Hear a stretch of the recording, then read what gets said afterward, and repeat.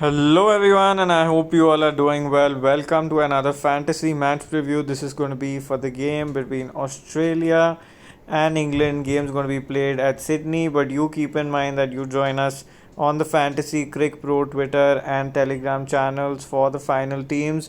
Now, let's look at what best team we can make for this game.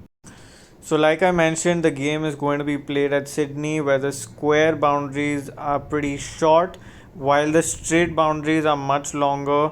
So, we see pacers being able to make better use of the ground in that standpoint. But when you look at the pitch in itself, it does help spin. We saw the likes of Shadab Khan through the T20 World Cup get some help, and with Zampa already having a good first game, that can only go on further with the trend. So let's see. First up in the keeping section, you'll continue to pick Joss Butler, who looked in stable form. Phil Salt is a decent choice too, keeping the conditions in mind, but yes, would be a Grand League sort of choice.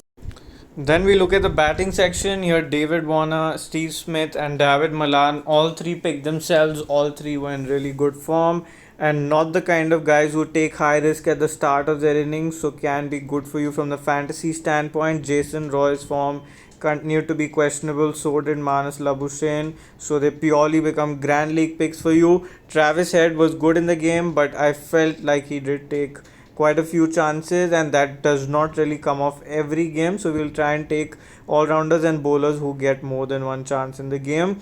David Willey looked good with the ball and was decent with the bat too. Marcus Stoinis didn't get an opportunity, his fitness is a question mark. Cameron Green bowled a decent amount of overs and did bat in an important position. Ashtnega and Liam Dawson were pretty much okay. We also have to keep in mind Sam Kerr and Moeen Ali. If they play this game, you'll have to consider them, but no certainty on their availability for now. Adam Zampa would surely start in my team. So would Pat Cummins. I think he bowled much better than he did in the T20 World Cup. Mitchell Stark was good too, so he is worth picking up. Adil Rashid, if he plays this game, would be in my team, but yes, totally depends on availability with him. Luke Wood was again decent but conceded a lot of runs. So here we have to make the balance and figure out if you want to go with the extra bowlers or you want the all-rounders. I would go with Luke Wood over Chris Jordan if England bowl second. If they bowl first, I will go with Chris Jordan in the team. When you look at the all-rounders and the batting options, I am more tempted to go with the extra keeper in the form of Phil Salt, because I felt he started decently, and if the bowling is flat out up front and if there's no real movement, he can really cash in, because none of the England bowlers were really convincing for you to pick. But if the all-rounders play either Sam Curran or Moeen Ali, then I think they become good choices for you. Captaincy and vice captaincy again would be an interesting call. I'll be tempted to stick with Pat Cummins with his 3-4, and keep in mind he does have some batting ability too.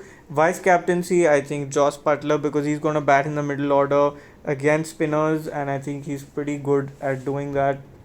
So I think I'll be tempted to go with him as far as vice captaincy is concerned. So this is what the setup of my team looks like. Currently Exchange 22 picks are not live, so will not be able to share those, but attaching app links in the description. Do download right now and do hit the like button before you leave. Thank you so much for tuning in and have a great game.